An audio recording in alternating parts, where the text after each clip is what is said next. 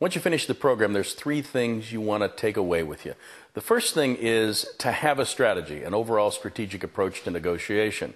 It's the one thing that's missing in most negotiation. People tend to jump right into the process of give and take before they think about the big picture. Who are the people on the other side of the transaction? What's the objective standards that apply? What are the ground rules that apply?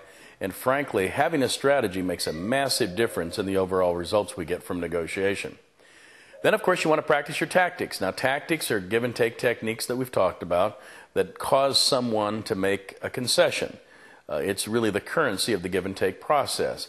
And practicing tactics is a way to get the skill down. So you want to practice, pick a tactic once a weekend. Go out and practice that one for the weekend.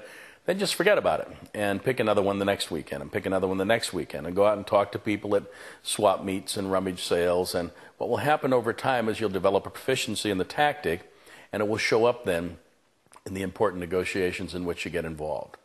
And the final thing is to remember that almost all negotiation takes place between and among people.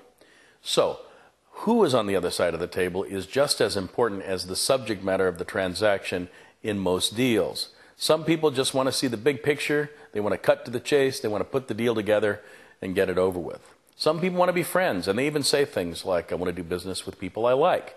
I like to do business with people who are friendly to me and with whom I can be friendly. Some people just want to follow the process and follow the rules and get the job done. And some people want to have all the details and a lot of time to think about it.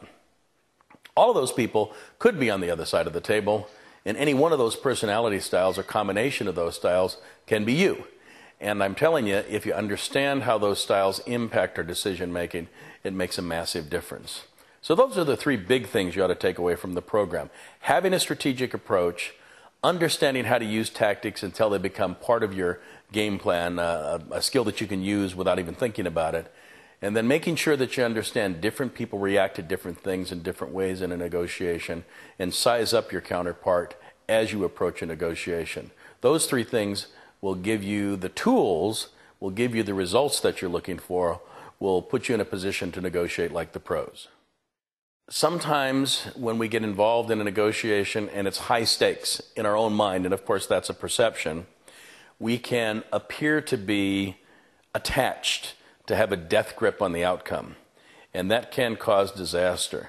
We want to be committed. We want to make sure that it's clear to our counterpart we're committed to the outcome that we're seeking in a negotiation, but we don't want to be attached. We don't want to have a death grip so that it's obvious from the other side of the table that if this transaction doesn't come together, we are going to feel like a disaster has befallen us. So really watch out for being attached versus being committed to the outcome in a negotiation. The truth is, almost no negotiation needs to take place or has to take place.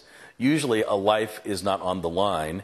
And so if you remember that, if you remember there's always other possibilities, if you remember that you want to encourage your counterpart to be productive, to be committed, but you don't want to make a deal at any cost, makes a big difference.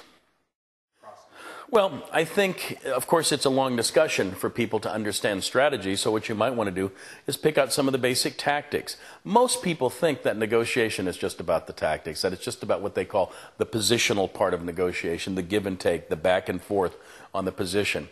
The truth is it's much more than that. But to begin with, you can encourage people to understand what it means to use a wince or a flinch and what to do after you do one, and how to use silence so that it can make a difference in the give and take process.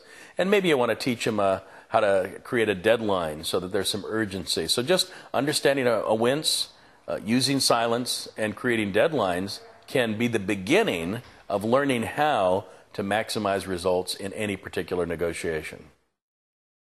Most people understand this. This is not brain surgery to understand the strategy and tactics of negotiation.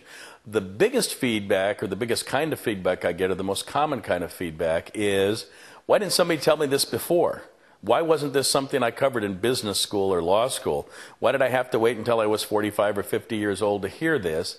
Because it really is pretty basic information, but for some reason, the process and the techniques to use within the process of negotiation have not been part of a class. Now, that's not 100% true, because about every 6 months I get a call from a university up in Washington where they buy 200 of my books so that they can again stock the bookstore for a class that they're teaching at one of the universities up there. And I'm called in from time to time to do a guest lecture in law school. So it's not as though it's completely absent. But the truth is, if you look at the curriculum of any community college, of any four-year college, of any law school, you will be hard-pressed to find a negotiation class where it talks about basic strategy and tactics. So the biggest kind of feedback I get, the most common kind of feedback is, why wasn't this part of my curriculum? And thank goodness I have it now. One other kind of feedback that comes along is where people tell me, I tried a technique and I just knew that the people on the other side knew what I was doing, but it turned out to work and it got me a concession I never thought I would have gotten. That always causes me to have a little bit of a laugh, because most of us feel that way. Anytime you try a skill, especially early on in your use of a skill, you sometimes feel a little self-conscious, feel a little funny.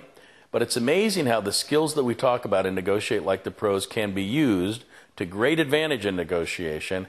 And after a while, you don't become self-conscious at all. You recognize that you just have better training, better adept abilities, better skills than the people on the other side. The final thing that I hear about is, I wish everybody knew this so that we didn't have to be the person that had to teach the person on the other side. That comes very commonly. And the reality of life is most people don't have very good negotiation skill. And so if you want to negotiate on a mature level, what you have to do is not only be responsible for your side of the negotiation, many times you have to teach and prod your counterpart along the way so that you can come to a meaningful resolution.